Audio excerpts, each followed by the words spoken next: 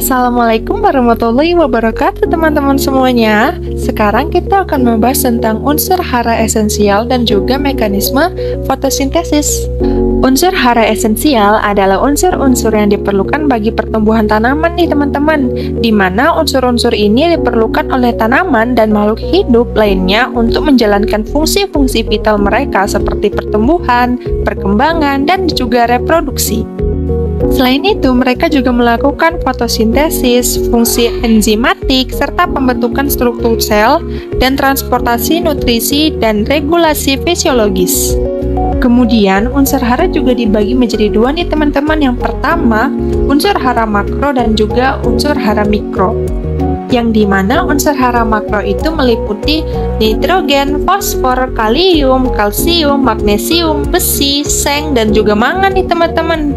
Sedangkan untuk unsur hara mikro itu termasuk dari boron, klorin, mangan, seng, besi, tembaga, molibdenum, dan nikel nih teman-teman.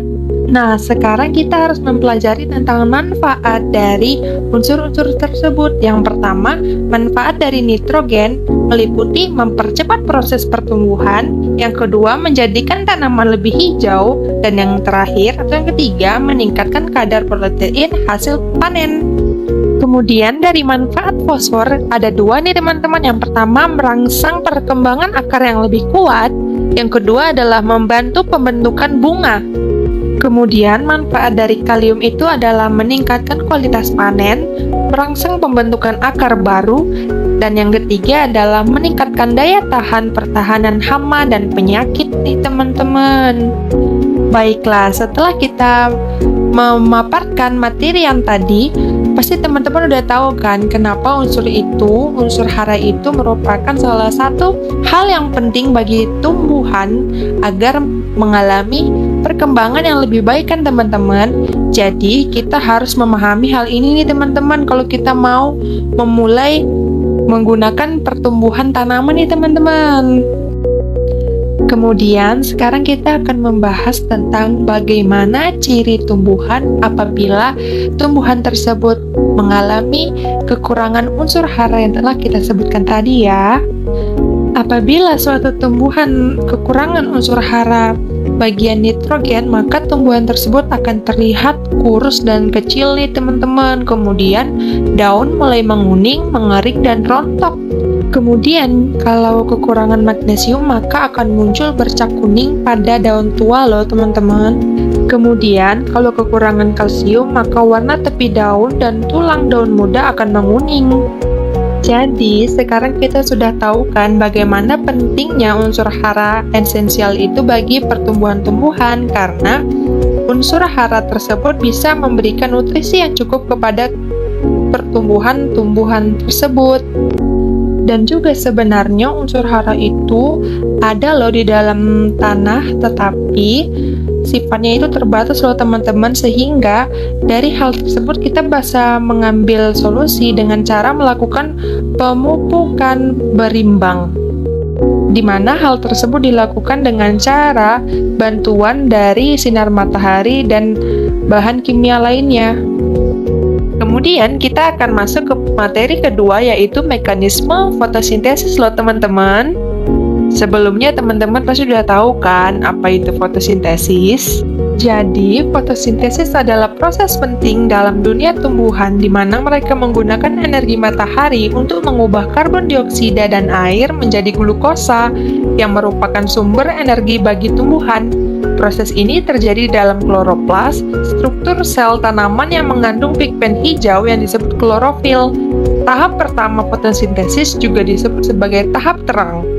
Reaksi terang adalah tahap fotosintesis yang menggunakan energi cahaya matahari secara langsung loh teman-teman. Proses ini terjadi di dalam membran telakoid di dalam kloroplas atau disebut juga grana. Pada reaksi terang, cahaya matahari diabsorpsi oleh pigmen fotosintesis seperti klorofil, dan energi cahaya tersebut digunakan untuk menghasilkan ATP atau adenosin trifosfat dan NADPH atau nikotinamida adenin dinukleotida fosfat reduksi. Selain itu, oksigen juga dihasilkan sebagai produk sampingan. Reaksi terang juga merupakan langkah pertama dalam fotosintesis loh teman-teman. Kemudian setelah reaksi terang, energi yang dihasilkan digunakan dalam reaksi gelap. Reaksi gelap berlangsung di dalam stroma kloroplas dan tidak memerlukan cahaya matahari loh sebagai sumber energi. Pada tahap ini, ATP dan NADPH yang dihasilkan dari reaksi terang digunakan untuk mengubah karbon dioksida menjadi senyawa organik loh teman-teman, seperti glukosa. Reaksi gelap juga dikenal sebagai siklus Calvin. Jadi, reaksi terang dan reaksi gelap merupakan tahapan-tahapan yang saling melengkapi loh dari proses fotosintesis. Reaksi terang menggunakan energi cahaya matahari untuk menghasilkan ATP, NADPH, dan juga oksigen. Sedangkan reaksi gelap menggunakan ATP dan NADPH untuk mengubah CO2 menjadi senyawa organik loh. Kemudian pada tahap gelap atau siklus Calvin, selain glukosa, tumbuhan juga menghasilkan zat makanan lain seperti amilum dan lemak sebagai cadangan energi loh teman-teman. Proses fotosintesis memainkan peran penting dalam siklus kehidupan di bumi dengan menyediakan oksigen bagi hewan dan manusia dan sebagai dasar rantai makanan.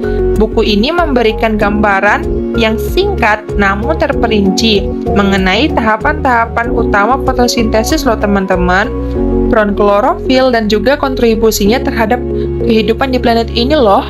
Jadi, fotosintesis juga memiliki beberapa kegunaan penting dalam ekosistem dan kehidupan sehari-hari, termaksud yang pertama sebagai produksi oksigen, di mana fotosintesis menghasilkan oksigen sebagai produk sampingan, menyediakan pasokan udara yang kita hirup menjadi proses pernapasan loh teman-teman. Kemudian yang kedua, produksi makanan, di mana tumbuhan menggunakan hasil fotosintesis seperti glukosa sebagai sumber energi untuk pertumbuhan dan perkembangannya. Tumbuhan ini membentuk dasar rantai makanan, menyediakan makanan untuk hewan herbivora dan secara bersamaan untuk hewan karnivora juga yang bergantung pada hewan herbivora. Yang ketiga, pengurangan karbon dioksida. Fotosintesis membantu mengurangi konsentrasi karbon dioksida di atmosfer sehingga dapat membantu mengendalikan efek rumah kaca dan iklim global. Yang keempat adalah erosi tanah, di mana akar tanaman yang kuat membantu mencegah erosi tanah dengan menjaga kestabilan tanah melalui pengikatan partikel-partikel tanah. Yang kelima adalah industri dan energi pembaharuan, di mana tanaman yang dihasilkan melalui fotosintesis dapat digunakan sebagai bahan baku dalam industri makanan dan bioenergi, kemudian memberikan alternatif yang ramah lingkungan untuk sumber daya terbarukan loh teman-teman. Yang terakhir adalah estetika lingkungan. Tanaman yang tumbuh melalui fotosintesis memberikan keindahan estetik pada lingkungan loh. Jadi, dapat mempengaruhi landscape alam dan kehidupan kita sehari-hari teman-teman.